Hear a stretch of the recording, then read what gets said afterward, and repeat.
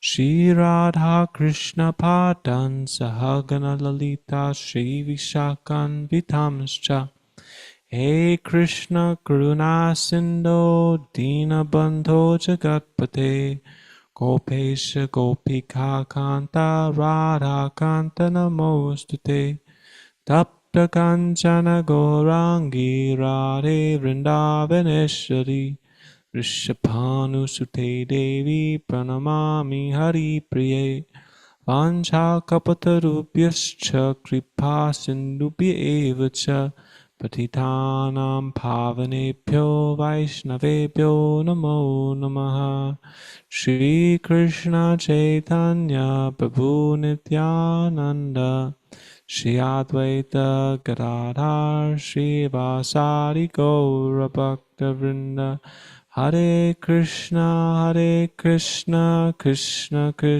Hare Hare, Hare Rama, Rama Rama, Hare Hare. So continuing reading from Srimad Bhagavad Gita as it is. I believe we're on chapter 6.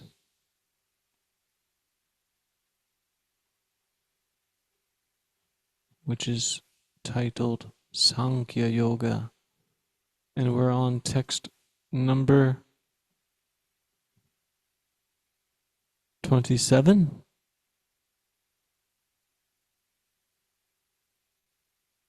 26? I could have sworn we read this one last night. But we can start there. It's good. Okay, text 26. Yato yato nischalati manas-chanchalam astiram tatas-tato nyamyaitad atman-yeva vasham nayet. From whatever and wherever the mind wanders due to its flickering and unsteady nature, one must certainly withdraw it and bring it back under the control of the self. Text 27.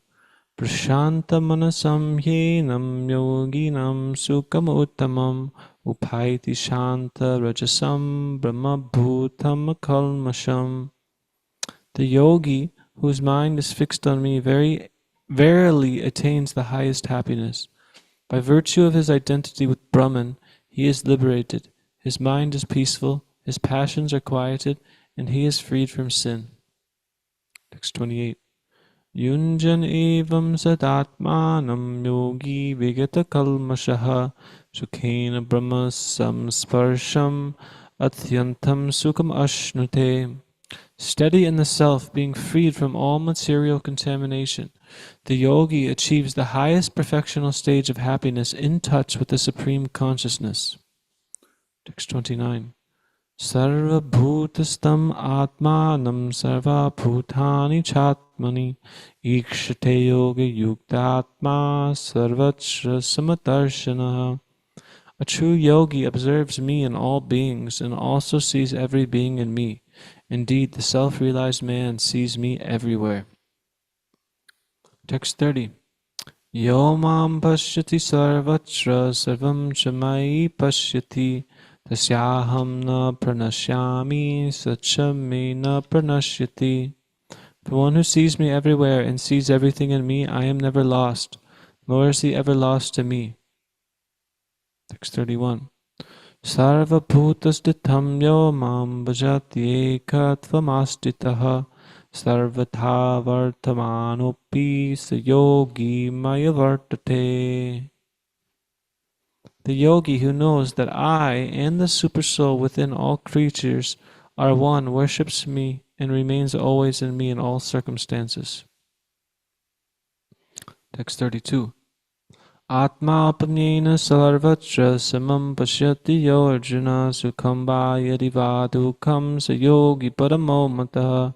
He is a perfect yogi who by comparison to his own self sees the true equality of all beings, both in their happiness and distress, O Arjuna. Text 33. Arjuna vacha yoyam yagastvaya prokta samyena madhusudana etasyaham na pashyami chanshalatvat stitim stiram. Arjuna said, Madhusudana, O Madhusudana, the system of yoga which you have summarized appears impractical and unendurable to me, for the mind is restless and unsteady. Text 34. Chanchalam hi mana Krishna pramati balavadridham tasyaham nigraham manye vayor iva sadushkaram. For the mind is restless, turbulent, obstinate, and very strong, O Krishna, and to subdue it seems to me, more difficult than controlling the wind. Text 35. Shri Bhagavan Uvacha Asamshayam Mahabaho Mano Durnigraham Chalam Apyasena Tukanteya Vairagena Chakrihyate. The blessed Lord said, O mighty armed son of Kunti, it is undoubtedly very difficult to curb the restless mind, but it is possible by constant practice and by detachment. Text 36. Asamyatatmana yogo dushprapa iti me mati vashyatmana tu yatata shakyo vaptum upayataha.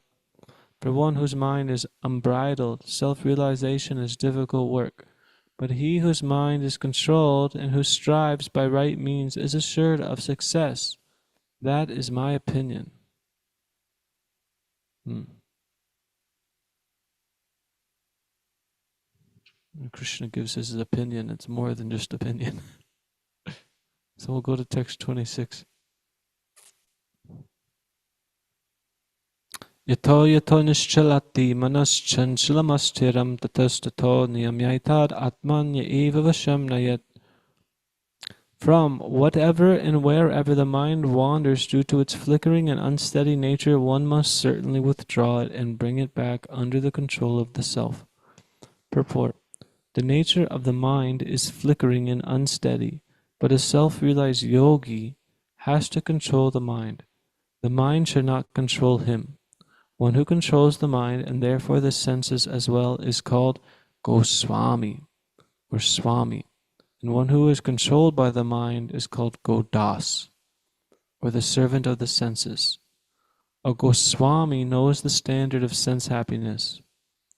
In transcendental sense happiness, the senses are engaged in the service of Hrishikesh, or the supreme owner of the senses, Krishna. Serving Krishna with purified senses is called Krishna consciousness. That is the way of bringing the senses under full control. What is more, that is the highest perfection of yoga practice.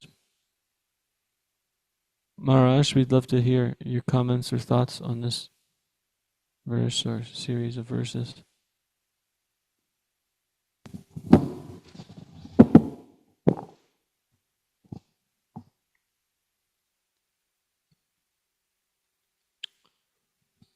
This is a wonderful verse that I think all devotees love this because it's so practical.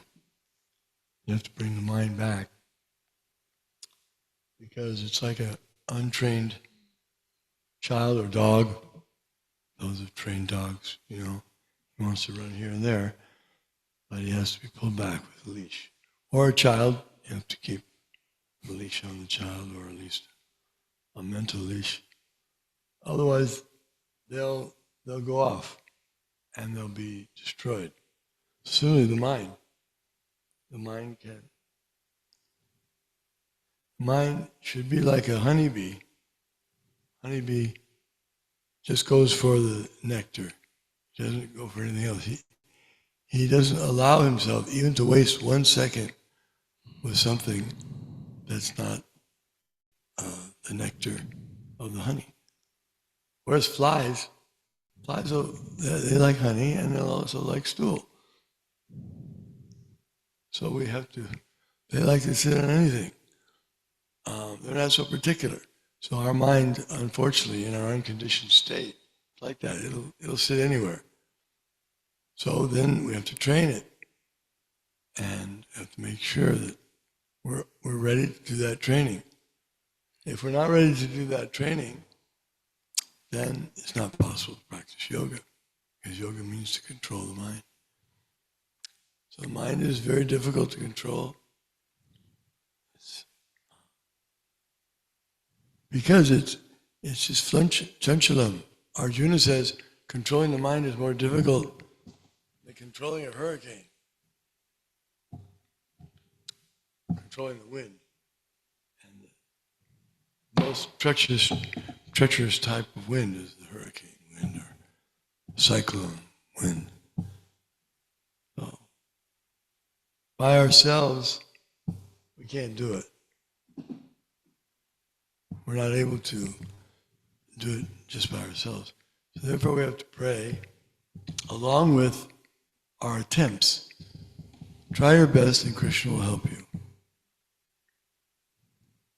And if we try our best to control our minds, and we pray to Krishna, please help me. Savayamana Krishna Padaravinda. Yeah, that's a Savayamana Krishna Padaravinda. It's describing a devotee of the Lord, Maharaj Amrish, who's always engaged his mind, thinking of the Lord. And he engaged all the, not just the mind, and all the senses too. But the mind is the chief. Because if the mind is fixed, controlled, determined, we're not going to go this, we're not going to look at that. We're not going to think about that. We're not going to taste that. We're not going to touch this. We're not going to say that. Mind is giving instructions as the chief to all the different senses. And then, when the mind is properly directed under a good intelligence means he's taking guidance from Krishna. Krishna is the supreme intelligence. Krishna knows everything.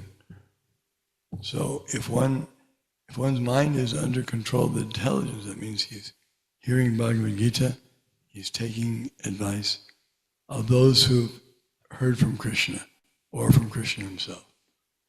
Then things are okay, then things are good condition. And if he's determined, that's what I'm going to do every day. I'm going to battle it out with the mind. I know there's many things the mind would like to dwell on, but just like that honeybee, we have to keep remembering the honeybee, how determined he is, just the honey. You can offer him anything else, he doesn't care. He's not interested. He's so focused, and we have to be focused like that. I remember in the rainbow gatherings, they sometimes say, focus, focus. But they don't know what to focus on. You have to know it's Krishna. You have to focus it on Krishna. If you want to get out of this material world, then you have to have something better than the material world, something more attractive for the eyes, something more attractive for the mind, something more attractive for the tongue. And that's all achieved in Krishna consciousness. All those things, we experience it every day. Therefore, we should become more convinced every day of the efficacy of Krishna consciousness, because every day we see that there's more things that are attracting in Krishna consciousness. They attract the senses more. And we lose our taste for the material things. How often do you think about watching a football game or watching? But before we might have thought a lot about those types, or looking at the wrong kind of things on some television show or something. Looking at thinking lusty thought, eating food that's not to be eaten just because it's easy or it satisfies my taste. So these are things that the intelligent person he makes decisions ahead of time. He doesn't leave it just to the last second. Now he's got it in his hand, and he said, should I eat this? Well, why did you bring it this far? Why did you let it go all the way to that point where now you're asking it's going to be difficult? So you have to think ahead. Don't wait till the last, till you're in a situation that's already compromised. He goes into the bar and he's sitting down. They've got the drinks there for him. He's with his friends. I don't know if I should be doing this. But it's a little late to think like that. Better to do that ahead of time. So plan it out. When you're in your best state, that's when to write things down, plan them out. Because then you're getting the real picture. Don't do this, watch out for that. Yeah, it's a battle. If you're in a battle, it's not that everyone's going to come out and say, okay, you put your, now we start. No, they'll try to get you at night. You may think, well, they're not going to attack at night, they got to get their rest. No, they may attack you at night. You have to have people up guarding, isn't it? You have to have guards up. So you have to have your guard up all the time for Maya. But if we have enough engagement in Krishna consciousness, then we don't have to worry about Maya. Maya is like the sun. The sun wipes away all the darkness. When the sun rises, you don't have to say, what are we going to do about this darkness? It's all over the place. Oh, the sun's coming up, don't worry, it'll be gone. So you just have to let the Krishna sun rise, and then all the other darkness will go away.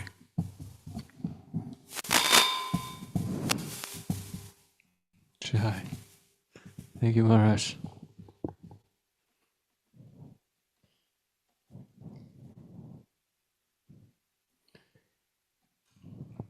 Yeah, so this is very, you have something?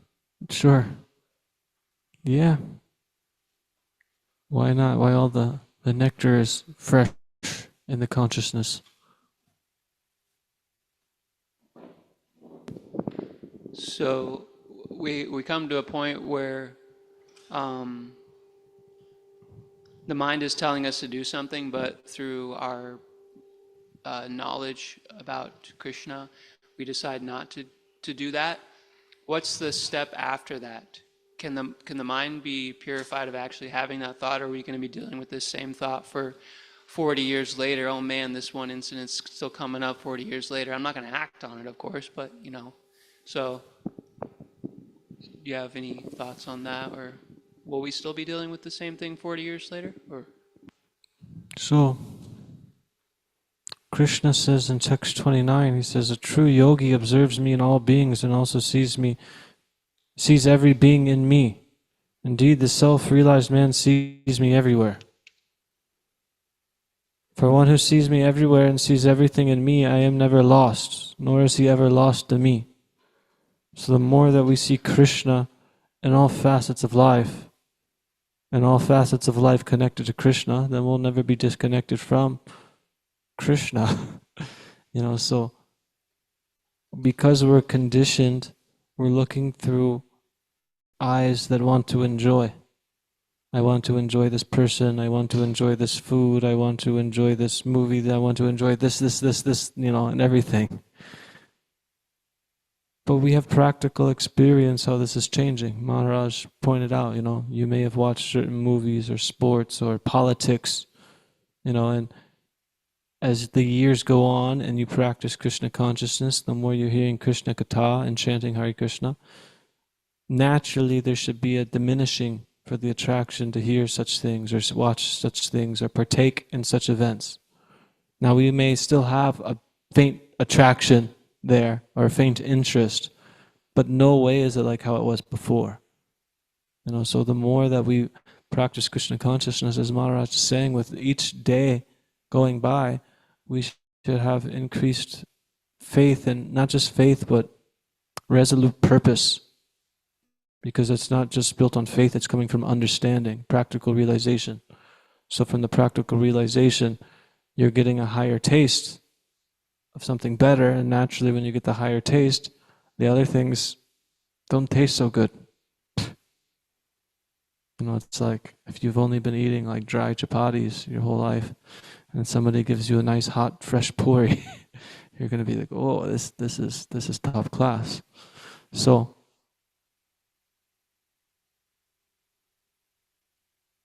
that connection may still be there, even like the sex desire, that you can be even really old and have these cravings still. But a pure devotee is seeing things on a whole nother level. They're not having these thoughts at all. An example is Ramananda Roy.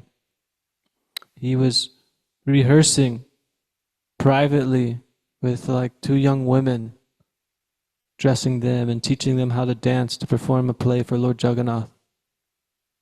But it was saying that in the Chaitanya Charitamrita that he was rubbing and applying oil on their bodies, but to him it was like a wooden mannequin, like he had no kind of attraction, like I'm man, this is woman, because he's on the spiritual platform. He's seeing things in a completely different light. So we may not be at that platform, but we can see that we're making gradual advancement towards that way of living. So we can gauge how much spiritual advancement we're making based upon these attractions, and if they diminish or they stay, But what does Krishna say? It was at the end of the 4th chapter. Let's read the actual shloka. He said,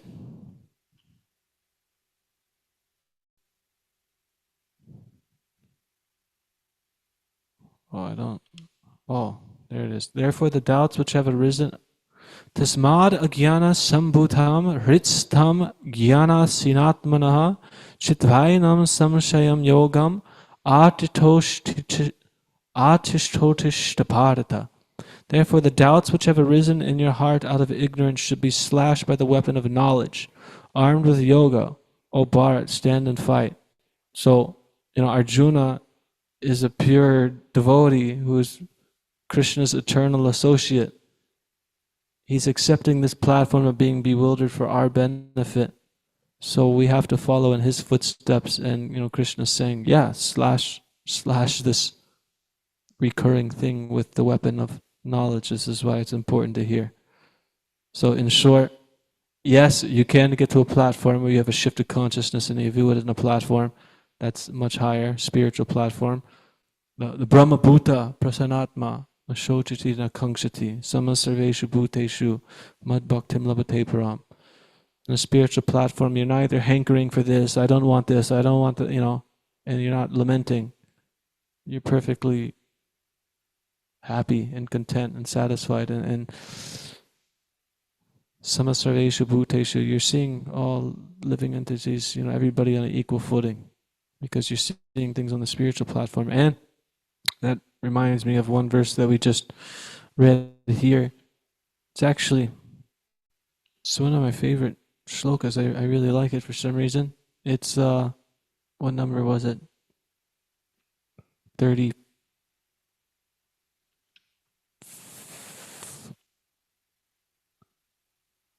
I totally lost. Okay, text 32.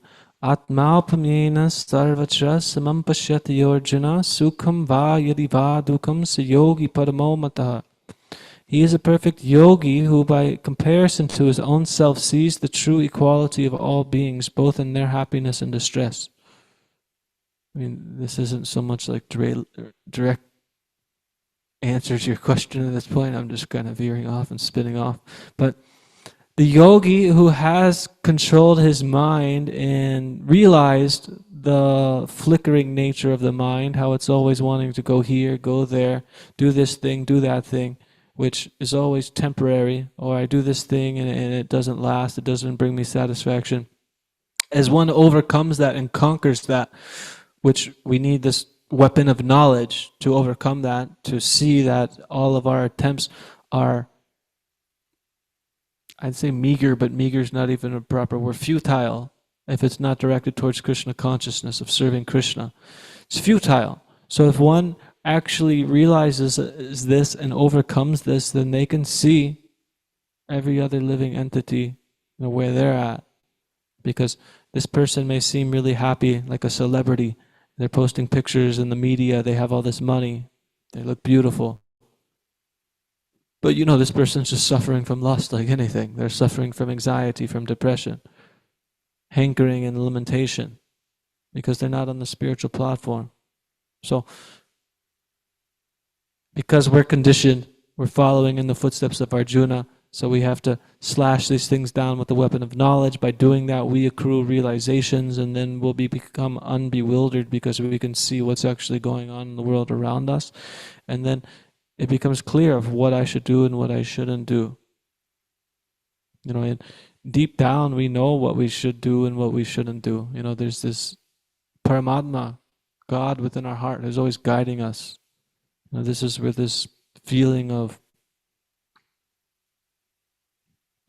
consciousness, like morality, right and wrong comes from. But because we're conditioned, we're not so in tune with it, and we make so many crazy activities that take us away from this. So this is what the Bhagavad Gita's purpose is to realign us with life's ultimate goal. So there's a word in Sanskrit, it's called sambandha. Sambandha means like life's goal, like an understanding of the purpose of life. So when Maharaj was speaking, he mentioned something, and it made me think about, without having proper knowledge of life's goal, of what life is all about, you'll never be happy.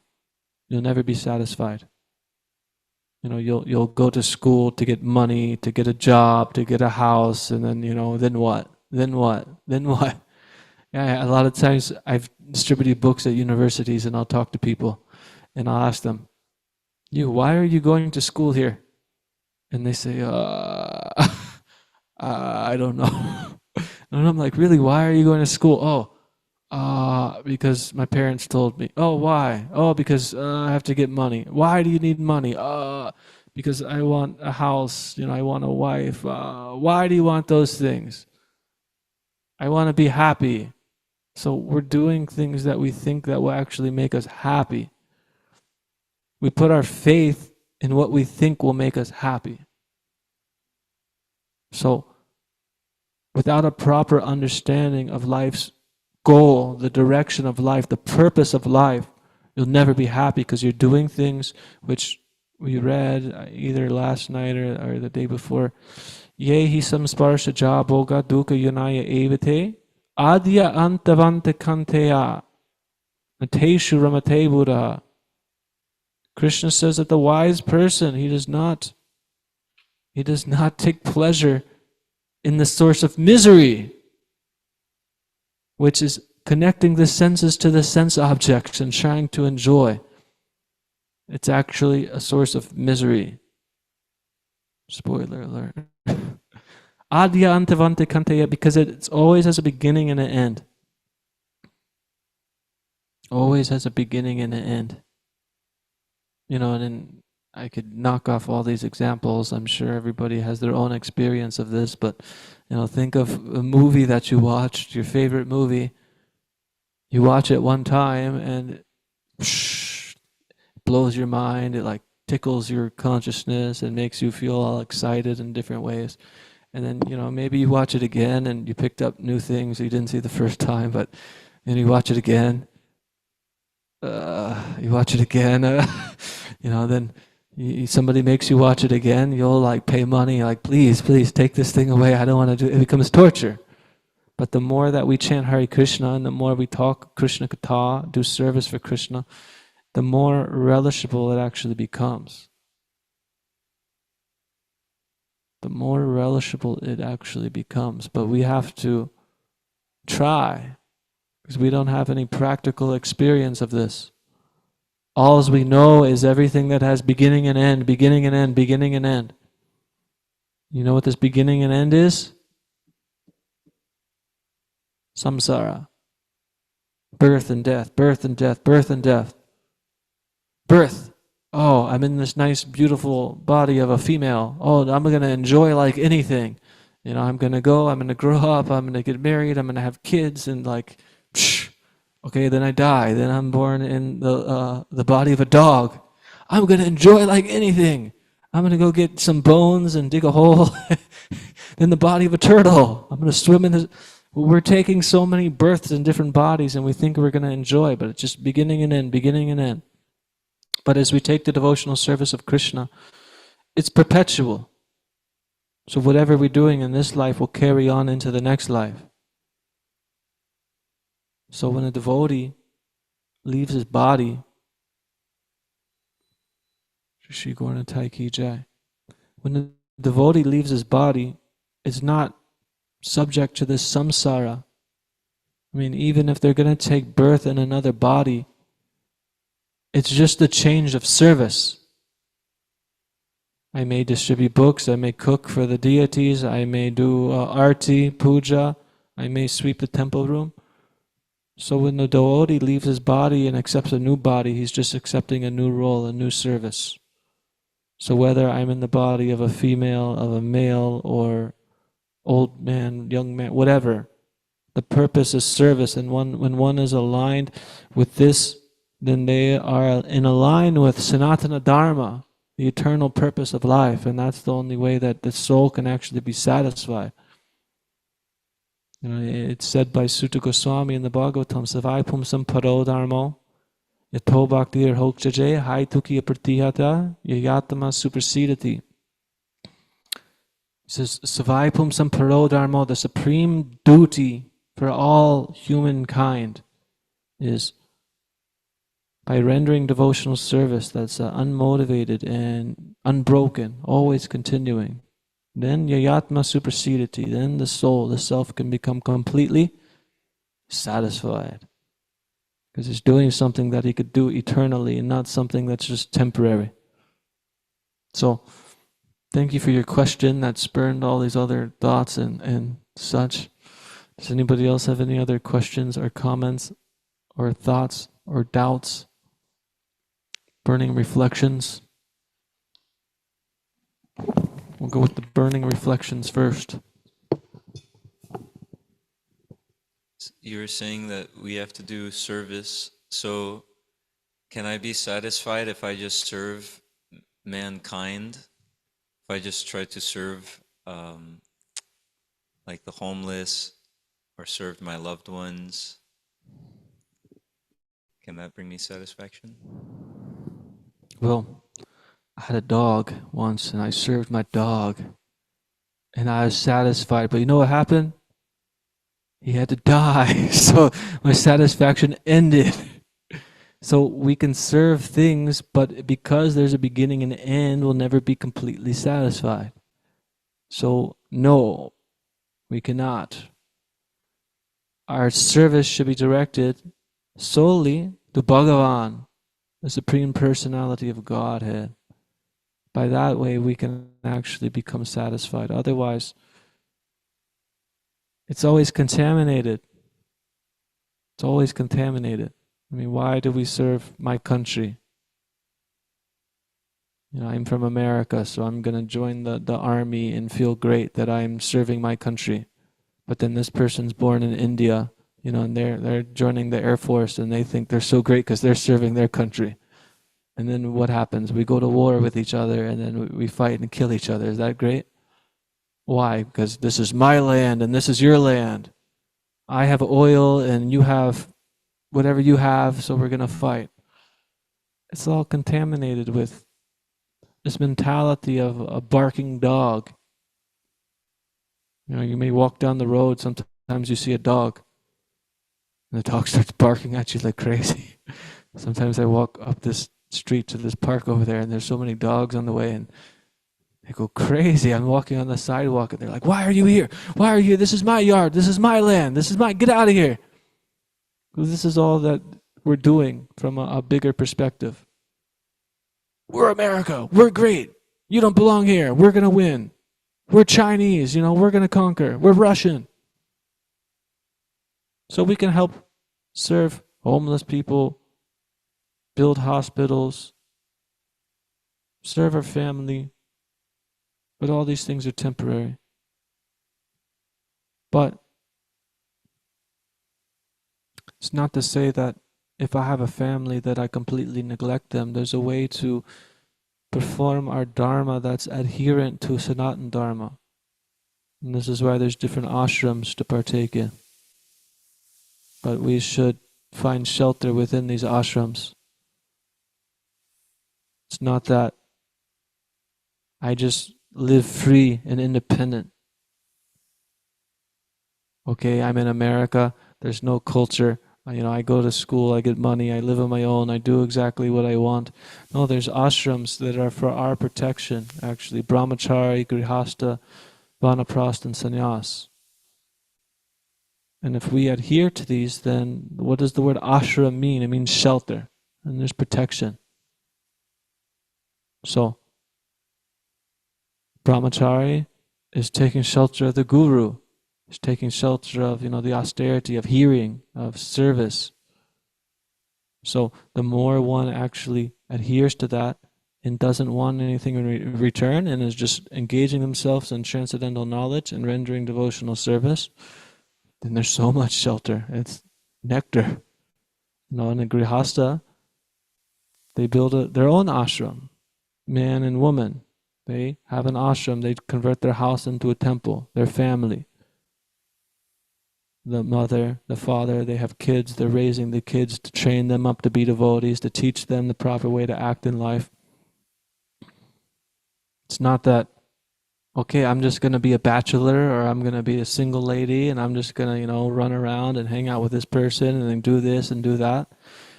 If we're doing this, we're getting cheated, actually. Simply being cheated. The whole Vedic culture is designed in a perfect way to help us understand that there is a point of life, and the point of life is to realize that I am not my body, that I will never be satisfied in this body, in this material world, and the only way I can actually be satisfied is realizing my eternal relationship with the Supreme Personality of Godhead. So Varnashrama actually isn't transcendental. It's more or less a crutch, because we're not spiritual. So we need something to lean on, to take shelter of. So we have to take shelter of it, then it will help us come to the spiritual platform. So that's a few thoughts.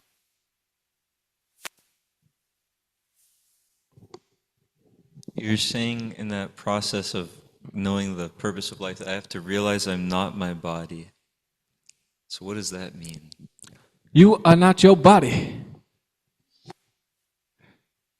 I mean, we think we're this body. We think that this flesh and this bones is me.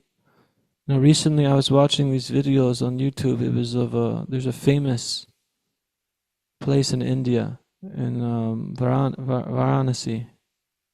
Varanasi. I don't know how to pronounce it. Anyways, I forget the name of it, but it's a famous ghat, like on the river, on the Ganga, where they burn people. So people, they take the dead bodies there and they burn them and they turn them to ashes. So it's like the body is simply made of blood and skin and mucus, but the soul is something separate. It's beyond the body. It's the conscious observer within the body. So we can see how the body is always changing. We were a little kid. We had a kid's body. We got older still. Now we have this body. And we were talking last week. If I'm looking in the mirror every single day, like I can't see myself change. My body, that is. But then if I see a picture, from a year ago, 2 years ago, 5 years ago, so much change. So we're the conscious observer within it, but we can't actually see it. Oh yeah, we were talking about this last week, and Krishna, he says in the Uddhava Gita, the 11th canto of the Bhagavatam, he describes this phenomenon that I'm talking about like a person walking up to a river, and the person sees the river, and they say, there it is, that's the river. But what is the river made of? Flowing water. So the river's always changing. Especially if you go to like the Ganga, really big river. Such strong currents. The river, if you come now and you go back in 100 years, the river might be like a mile that way, because the currents are just whoosh. So the wise person sees that this thing that I think is me is just this thing that's always changing, it's always transition. So at which point can I say it was me? It was me when I was a kid, or is it me now, or is it me when it's an old person? No, I am the observer within that is seeing all this change happening. So, and we can see another way of looking at it is we may see somebody of the opposite sex, we may be attracted to them, or family members, whatever it may be. But as soon as, like, say that person has a heart attack and drops dead, all of a sudden we're not attracted to them because there's this lifeless body. So where's the thing that we're actually attracted to? That essence that gives that luster of life, that life force, that energy. That's the soul. That's what's beyond. So in illusion, we think the body to be all in all, but the yogi can see beyond this, as Krishna is describing. So I hope that helps clarify any doubts you may have had. Somebody else has something? Yeah, your hand is up pretty high there.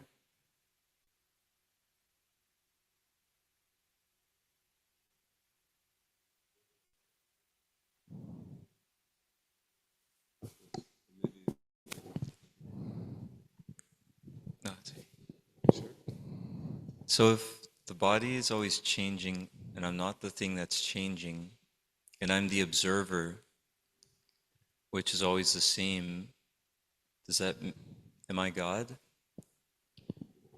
You are God. Where does this question even come from? I know you're not serious, but it doesn't. Where's the connection?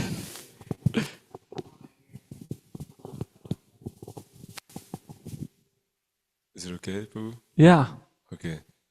If there's time, then we'll get back to the other thing. Okay. And smash it as a final send-off. Okay, so the soul is in a diseased condition in the material world. He's forgetful of, so he's conscious, but he's forgetful of his source of that consciousness. But so he's got to be conscious of something. So he's conscious of his body and he's conscious of his mind, and this is the material condition. And because he's seeking pleasure and happiness, he's trying to enjoy the body and the mind. And then from those activities, so many illnesses arise. So many sinful reactions are coming. So the body is diseased, the mind is diseased. This is the diseased condition of life, thinking that he's those things. But then, when the body is diseased, oftentimes, we might go for long periods of time without addressing it. And so, okay, my foot is hurting or whatever, and I've been struggling with this for years. And from this one issue, I've developed so many attachments to so many different things. Oh, I must be stupid because my foot hurts or something, whatever. And so many other things are coming from that. So many other, designations are coming from that. But then he goes to the doctor after 20 years of dealing with this issue, and the doctor says, "No, you're not stupid. You just, your foot has been, you broke your foot, and you just didn't heal right or something." And he's like, "Oh, okay." And so he clears it up. Same thing. It's like we're dealing with this lust and this envy. I want to enjoy this thing, and we're struggling with this, and so many other things arise. But then when you just kind of like realize, like, oh yeah, I'm just envious. I don't actually really hate that guy. I'm just envious. I'm just an envious person, or I'm not really like that. I'm just lusty, And then when you kind of simplify it, it becomes a lot easier to guard against actually acting in an envious way, actually acting in a lustful way. Because then you're just like, you have that realization, oh yeah, I'm just envious, I'm just lusty, Or whereas ordinarily you're engrossed in this attachment, this lusty thing, and you're trying to enjoy it, so you're not actually seeing that you're lusty, you're just seeing this thing, I want to enjoy it, how can I get it, I'm going to get it. But then you just have the realization, oh, I'm just lusty, And then you can guard against it nicely. You know, so you simplify it down to that point. And like the acharyas, like oftentimes they'll speak in that from that perspective. You know, like Bhaktivinoda Thakur is considering himself the most fallen. You know, obviously he's not. His behavior is clearly he's the most exalted, but his own consideration of himself is that he's the most fallen. And so in that humble position, he's actually able to not be envious. He's not envious. He's totally guarding against these things. And so from my experience, as I've been progressing Krishna consciousness, you know, my kind of my mental things, like my mind, I used to be like so attached to this idea of this thing. It's all like simplified, and now I'm kind of just like, I'm not totally there. I'm still acting in envious ways, lusty ways, but it's like simplified a little bit, where I'm able to see, oh yeah, I am envious, so therefore I should be more aware of how I'm acting in envious ways and lusty ways and things like that. So I can only imagine if I keep progressing at this rate for 50 years, then I'll come to the point where actually my activities are nicely freed up, and I'm totally aware of my diseased conditions, so therefore it becomes a lot simpler, you know. Anyways, those are just some thoughts.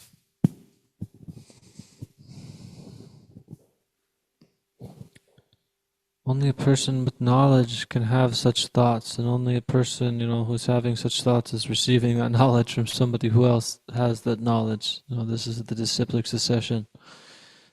So, if we're thinking that we're going to go out and enjoy, and you know, we're praying to God, God, please give me good grades, please give me a house, please give me husband, please give me wife.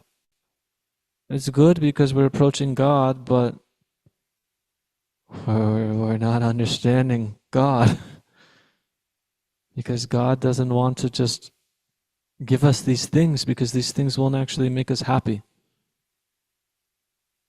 But by rendering devotional service to God and His devotees, then we can always be happy. Always. And we look in the spiritual world, this is what the spiritual world's filled with, is active service. There's Krishna and the gopis, Krishna and his cowherd boyfriends, Krishna, Mother Yashoda. They're all rendering service that's favorable for Krishna.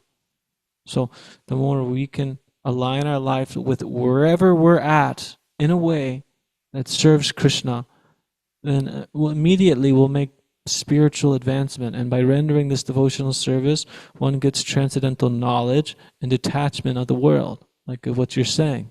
You start to realize, you know, and Maharaj was saying also that, you know, the mind, I forgot exactly what he's saying, but you know, over time you learn to realize, okay, the mind wants to say so many things. Give this up, don't do this, why is this so hard, don't do yoga, don't chant Hare Krishna. No reason to read the Bhagavad Gita. Maybe you could watch the TV show, the Mahabharata, but read the scripture, it's too much. Just enjoy. Go get some dokla, some shrikand, you know, sandesh. Enjoy like anything.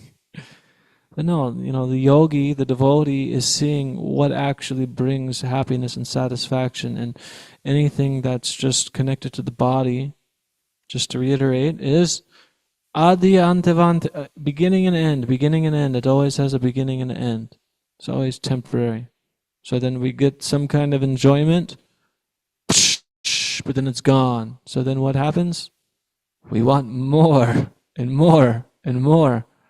Krishna describes this as like trying to put out a fire that's you're putting ghee onto. You're taking a liquid thing, I'm going to dump it on here. You think it will go out, but so we have to stop this cycle of chasing the beginning and end by chasing Krishna.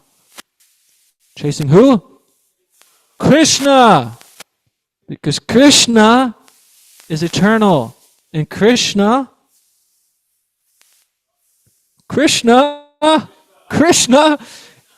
is a Sardam Sarva Bhutanam, is the well-wisher of everybody.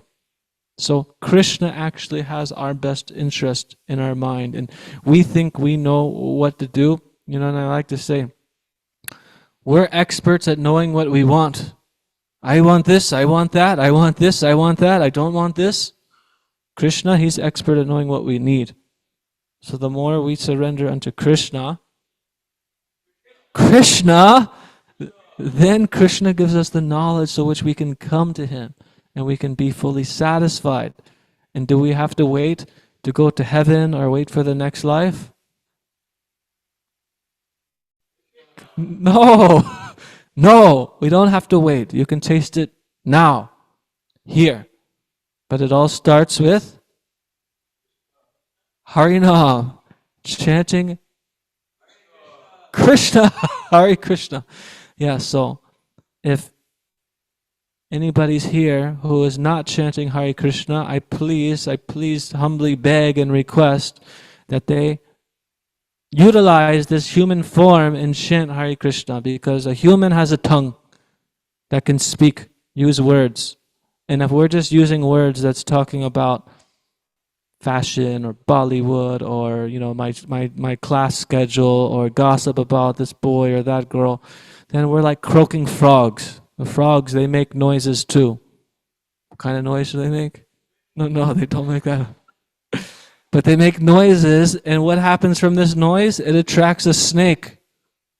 So when we're just talking about mundane talk, it's called Gramya Katha, village talk. It's a waste of time, and it just attracts bad vibes, modes of material nature, more attachment, more desires, more problems. So we simply have to depend on who? Krishna! Yes, but how do we depend on Krishna? We follow the instructions of the spiritual master. And what does the spiritual master instruct? We chant Hare Krishna. Hare Krishna, Hare Krishna, Krishna Krishna, Hare Hare. Hare Rama, Rama Rama, Hare Hare. Srimad Bhagavad Gita as it is, ki jai. Srila Prabhupada ki jai. Shri Shri Gaur Natai ki jai. Vancha Kalpatarubhyas Chakripasindabhyeva Chapatitanam Pavanebhyo Vaishnavebhyo Namo Namaha.